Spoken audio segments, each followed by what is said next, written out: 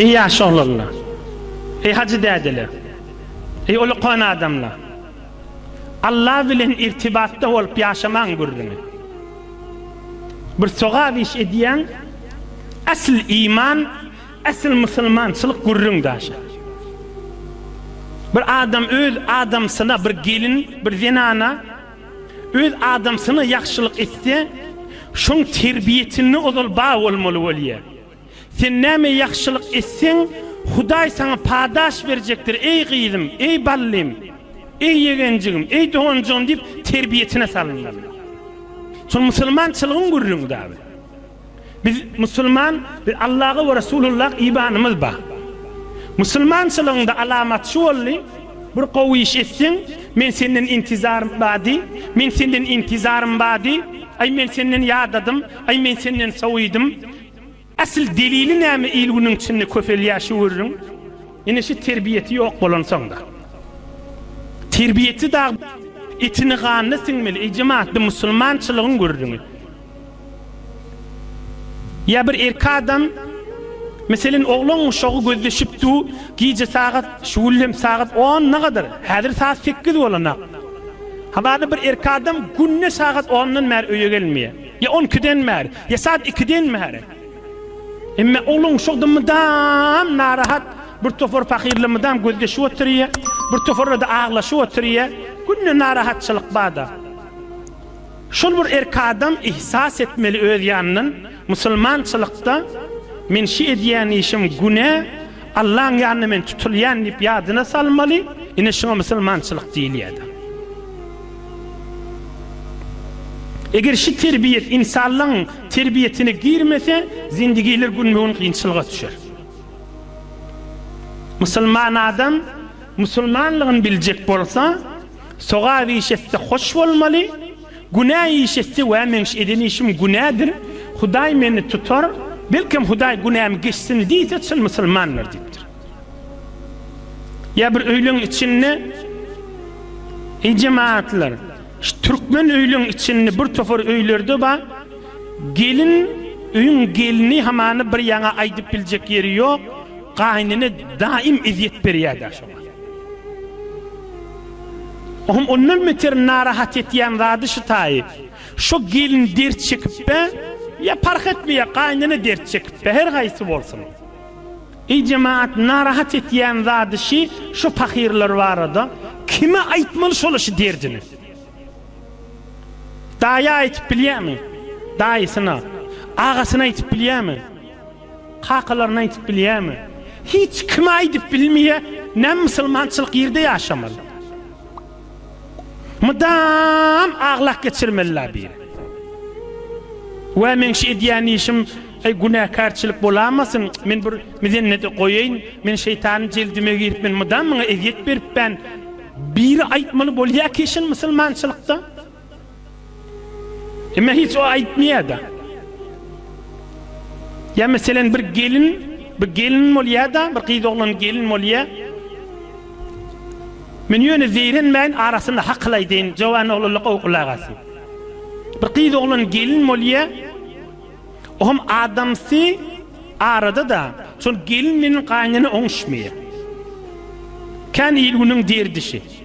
Gelin ya kaynanım bidirek diye, kaynan ayt ya gelinim zavay diye da, ama oğlun fakir arada da, mıdam narahat, mıdam dert çıkıp diye. İkisi de gelinle mülahize edenek, kaynanı da mülahize edenek, iş arada erkoğlunu ağrım düşmesin, şu narahat bulunmasın, şu zindigiden yardamasın diyene. Nemi zenanılık et ya, ikisi aytıp da, oğlum bir gelin hamana, adam sana aydiyesin hakkın yok hamana, hiç enin yanı barma. Oğlum, amanam, bilemendiş bir aydiye da koy enesinin yanına barsın diyiliye. Onun enesinin yanına varsa, eziyet öğreniye, bidireklik öğreniye, menmenin arası buluşuya diyen bir delilleri oluyor gelirler. Belki sesimi hem erkek adamlar eşitse de, ey erkek oğlan, sen erkek adamdırsın. Ey erkek oğlan, sen erkek adamdırsın. Enin diyenine de peleğine zulüm etme, zinanan diyenine de enine zulüm etme. Enin hürmeti öz yerine, Zinanan hormaty da öz ýerinde. Neyinki hemme yerde enenki haktır, enenle hak yeri katı kän bu zaman. Zinanan da hak yer kän. Enen hormaty öz yerine, zinanan hormaty öz yerine. Sen erki adam bol. Uğrun tapmasan geňeş ulamalara. Men näme etmeli diýip.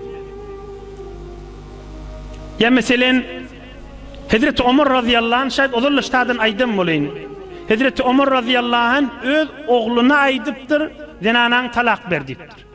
Öz oğluna aydıptır, zinanan qawdiptir, qawyadım. Ohun bir dava geldi men öz yanıma.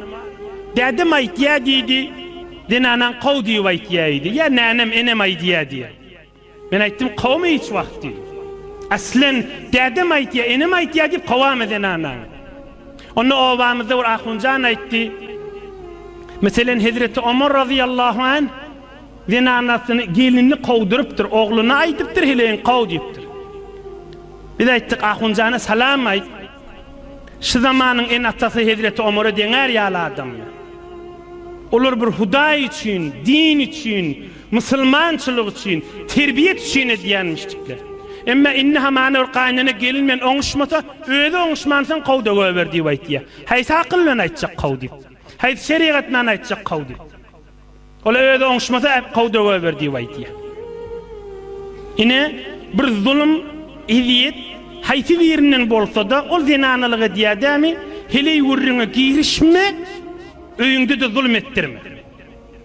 Zinana wurruna girişmeň, zinana wurruna girişmeň, zinany wurruna girişmeň, ýöne öýde zulmdy etdirmeň. Kıssaga düşülýärmi? Geňeşiň ulamalara. Şun kabul edýän alim adam bolsun, töwrüň derdini çeken bolsun, şeriatdan habary bar bolsun, jamiň derdinden habary bar bolsun, kıyamatyny ýada salýan adam bolsun geňeşiň. İnşallah haklarsın. Yoksa Resulullah aleyhisselam aýdypdyr, her kim özüniň musulmanlygyny tanıyjak bolsa, özünü çekip görmeli. Soğa bir işetse, men Hudaýa şükür ýakşylyk etýän, soğa bir işe dotinip begenmeli. Ýa-da zulmetse, eziyet berse, özü narahat bolmaly. Men şu gelinime eziyet berýän, ýa men şu gaýnanyma eziyet berýän, şu da bir adamdyr, şu da oglu da diýmeli, özüne göre intizary bar da diýmeli, ýa şu da zinanasy da diýmeli, intizary bolýar da diýmeli. Bir urdaşrak gowmalla, urdaşrak gidişmeli şoň bilen. Asyl musulmançylyk. Hop raýat etmeýänmişdikler, sen mert bol. Sen erki adam bol. Her nämet öýüňde zulm ýörtme. Enejan öz ýerinde oturmaly. Bu zinanak da seni öz ýerinde oturmaly. O ýada many ýene jedeli gidiberse, sen erkek bol, öz işiň menen bol. Emma ýene öýüňde zulm etdirme. Bir musulmançylykdan çyryň bir derman bir misal raýat etipdirin, bu adamlary gözden bir Afganistan'a Kabul fethedil farmandy ertişleň biri. Tagriben Türkmen iliň içine de adı gelin musulmanlaryň başlaklarynyň biri. Hazreti Muhalleb. Şi Türkistan möylügi, Hindistan möylügi, Afganistanyň Kabul bölüklerini fethedillerine tagriben başlaklaryň birisi. Hazreti Muhalleb diýen adam. Samarqandy fethedende bir gözüni illenmeren adam. Hazreti Muhalleb. İmam Azam'ın zamanındaki adam diýsen bolajak, ýa ýanly, öw ýanly şu zamanna. Ol bir gözüni illenmerdir da jeň meýdanyna islam aşşak bolanlar. Ohum bir wagt şähriň içinde gezip bäke bir azawy bir bidirek adamyň miri döwründäki adamlar gülüşdirjek bolup bir kefaýdypdyr. Bir kefaýdypdyr, şo başy ýamallapa. Bir gözüni illen berip din ýolyny zähmet çeken adamdan Hazreti Muhallib bir farmandeleň miri. Bir adam ilagdy irik halkyň agzyna baglap bolanda hyýabanyň geçip bar ýaka köçen gapdalyny duran adam döwründäkileri güldürjek bolup şo barada bir zat aýdypdyr, şo farmandy artiş barada. On dipdir, bir gözde ýok dipdir. Şona bazara dipdir, ele ýagyndan bazara atyp satsaň ýüstümini diýjek adamay şo baştarat beren diýipdir. Ýüstümini diýjek adamay şo bir gözde ýok dipdir.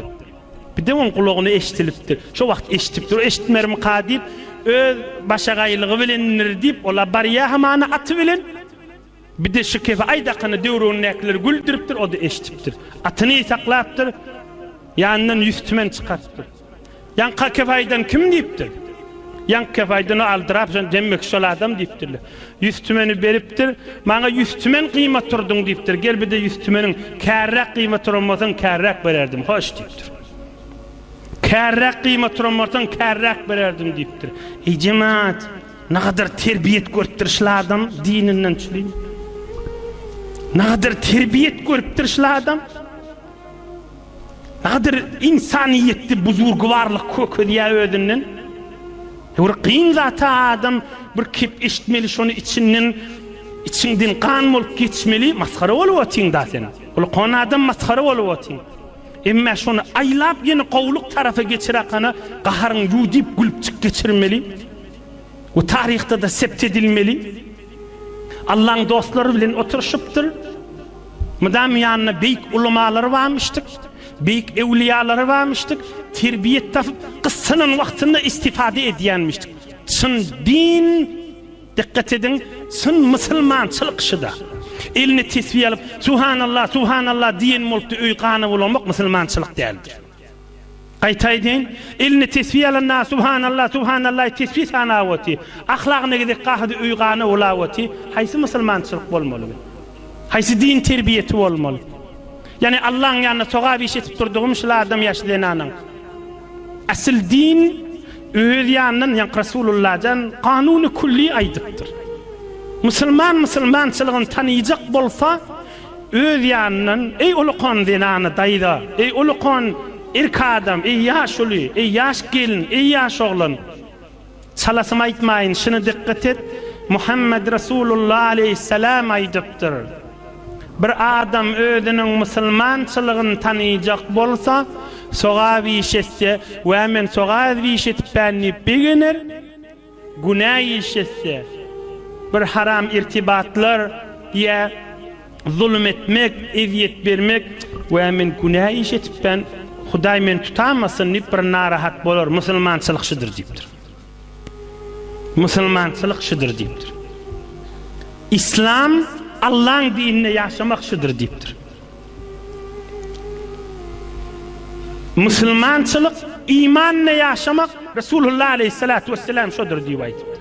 İnhe adam öz yaşap berişini adam dili yalınışar.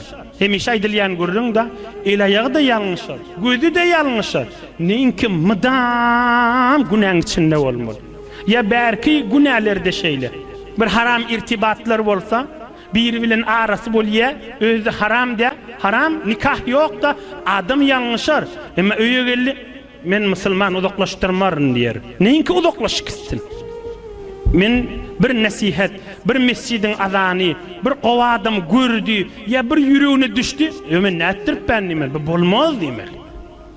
Men nikah yok arada men Allah'ın şeriatına qaim durarım demel. Müslümançılık şey. Ya yankı gelinin arasında, kaynının arasında, hatta erheleyin arasında narahatçılık bolur. Neyinki müdaman eziyet berip gezmeli. Neyinki müdaman zulmetip gezmeli. Neyinki müdam narahatçılık salıp durmalı. Azıcık arasında bir kuşimeli bolur ahim. Bir haklı gelmeli, haklı değil, imana gelmeli bolur. Allah Teala yaşayışını iman bağlılığından dolu etsin inşallah.